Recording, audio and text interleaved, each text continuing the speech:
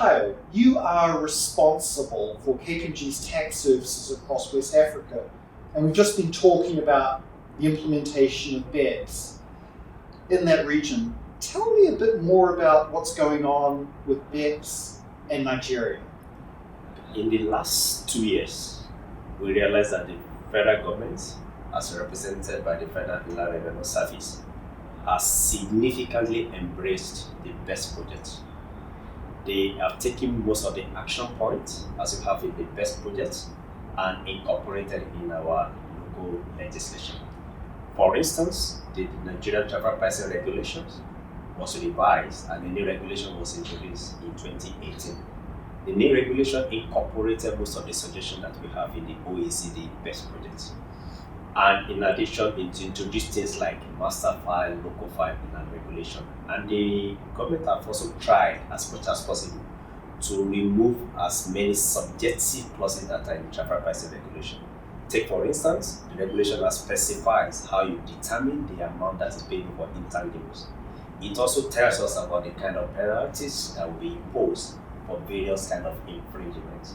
In addition, government also tried to introduce the country-by-country regulations, also came in 2018, and required the ultimate parent company or the surrogate companies, surrogate entities to file the C/C report, and there are also penalties for non-compliance. And it also gave most companies enough time to also comply.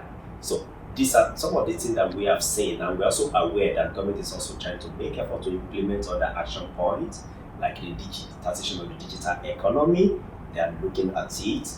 We have the multilateral instruments, MCA, that's also been signed. So by and large, we realize that the BEPS project has significantly been embraced by the federal government, and they are doing so many things to ensure that there's a lot of transparency in the Nigerian tax system. Gosh, so they're really bringing all of the BEPS implementation plans up to date into Nigerian legislation just as quickly as they can.